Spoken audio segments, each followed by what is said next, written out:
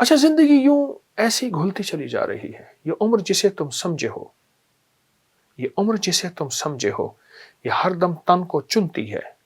جس لکڑی کے بل بیٹھے ہو، دن رات یہ لکڑی گھنتی ہے. تم گٹھڑی باندھو کپڑے کی، اور دیکھ اجل سر دھنتی ہے، اور موت کفن کے کپڑے کا یوں تانا بانا بنتی ہے. تن سوکھا کبڑی پیٹ ہوئی، گھوڑے پہ زین دھرو بابا. اب موت نکارا بات چکا، چلنے کی فکر کرو بابا. کل باپ کی خاطر روتے تھے، اب اپنی خاطر رو بابا. 18 روزے 17 روزے گزرتے پتہ ہی نہ چلا. زندگی ایسی بیت رہی ہے اور ایسی بیتتی چلی جائے گی. ایک درویش تھے، برف بیچتے تھے. ایک دفعہ بازار میں شور کر رہے تھے، لوگوں میری برف لے لو، لوگوں میری برف لے لو. تو کسی نے پوچھا کیوں لے لیں؟ کہا گھل رہی ہے، اگر لے لو گے تو میرے دام مجھے مل جائیں گے. برف نے تو گھل ہی جانا ہے، اور زندگی ایسی گھل جائے گی. زندگی ایسی گھل جائے گی. ایک میں آپ کو اجر کی بات بتاؤں. فرمایا جو بندہ اللہ کی رضا کے لیے اپنی آنکھوں کو بھوکا رکھے، یعنی اللہ نے جہاں کہا وہاں دیکھے. کانوں کو بھوکا رکھے، اللہ نے جو سننے کے لیے نہیں دیا نہ سنے. اپنے پیٹ کو بھوکا رکھے، یعنی روزہ رکھے. اپنے قدموں کو بھوکا رکھے، اپنے ہاتھوں کو بھوکا رکھے. اپنے جذبوں کو بھوکا رکھے. ہاں، جذبوں کو بھوکا رکھے. اندر کی طلب، اندر کے جذبے، اندر کے ولولے، اندر کی سوچ، اندر کی کیفیتیں کیا ہیں. اپنے جذبوں کو بھوکا رکھے، اپنے کانوں آنکھوں کو بھوکا رکھے، اپنے پیٹ کو بھوکا رکھے.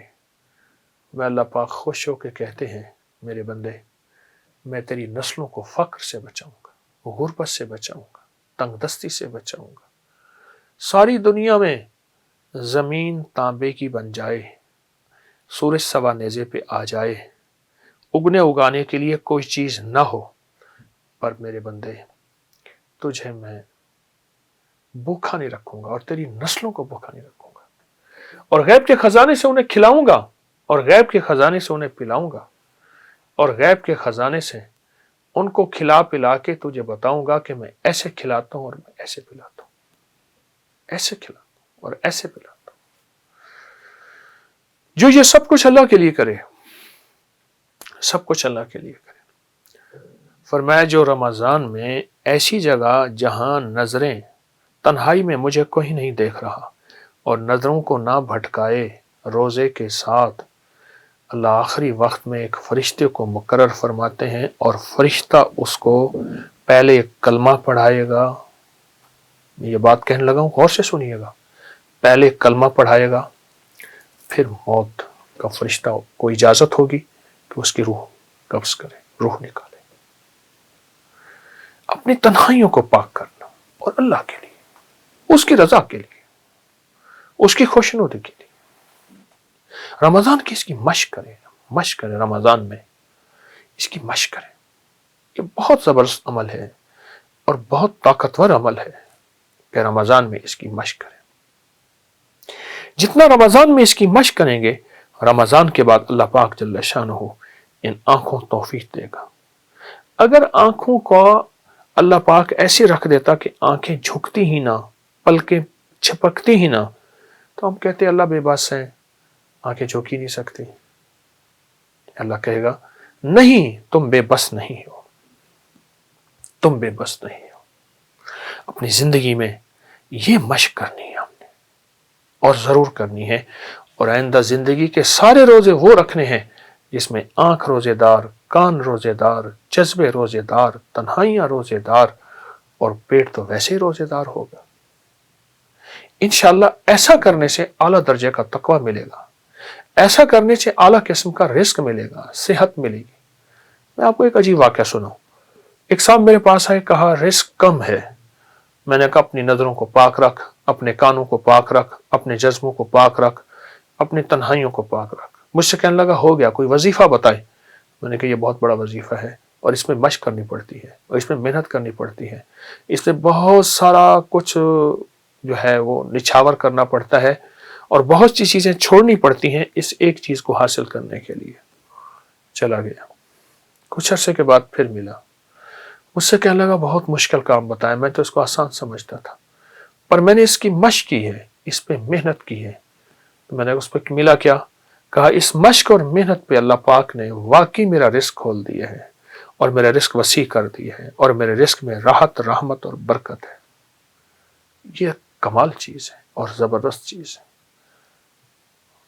اپنے جذبوں کو، اپنی تنہائیوں کو، اپنے وجدان کیفیات کو پاک کریں گے انشاءاللہ، اور روزہ ہمارا یہی روزہ ہوگا، اور نظروں کو صاف پاک کر کے اللہ سے رزق کی وسعت مانگیں گے اور رزق کی برکت مانگیں گے اور عافیت مانگیں گے.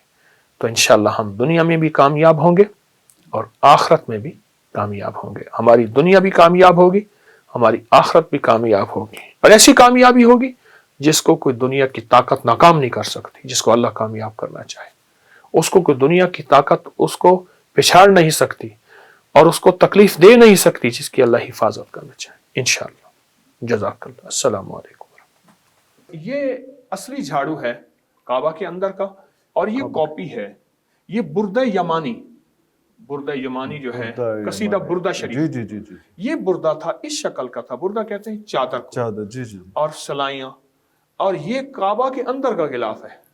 اچھا، روضہ کے اندر کے غلاف اور کعبہ کے غلاف کا فرق یہ ہوگا کہ وہاں حضور کی شان میں آیت ہوں گی، یہاں اللہ کی، یا حنان یا منان، اللہ اکبر، اللہ ہدی للناس ہدی للعالمین اول ووضع للناس ببکۃ مبارکا وہدی للعالمین. قرآن کی کعبہ کی، یہ کعبہ کے اندر کا غلاف.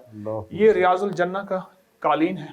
اللہ اکبر. میں ترمز گیا تھا، جی جی جی، وہاں کے ایک درویش نے یہ ہدیہ ان کی شفقت سے ملے تھے ترمز میں. ساتھ تسبیح بھی ہے ساتھ. جی جی. یہ بھی کعبہ کے اندر کا غلاف. اور یہ بڑوں کے، میرے مرشد ان بڑوں کی کچھ تبرکات ہیں. یہ حضور فلسطین میں شعیب علیہ السلام کا، یہ ایک پرانے بزرگ کی تلوار. یہ بھی وہی پرانی، یہ ہاتھ کا لکھا ہوا مخطوطہ ہے. یہ پھر پرانے مطبوع ہیں. کعبہ کا غلاف ہے. یہ بھی پرانی کتابیں ہیں. یہ بھی غلاف کعبہ ہے. یہ بھی غلاف کعبہ ہے. یہ دیکھیے، یہ ریاض الجنہ کا قالین ہے. قالین. ارے اللہ اکبر، اللہ اکبر. یہ بھی. یہ کتنا عرصہ لگا آپ کو سب کچھ جمع کرتے ہوئے ایسا جی؟ عطا ہوتی گئی. عطا ہوتی. اور یہ سوری یہ بھول گئے. یہ قالین ہے مسجد اصحاب صفا کا 9/14 کا پورا قالین ہے. پورا قالین ہے یہ، پورا جو وہاں پہ بچھا ہوتا ہے. جی بچھا ہوا ہوتا ہے. ارے واہ. یہ کب آپ کے پاس آیا؟ بس آ گیا. اللہ اکبر.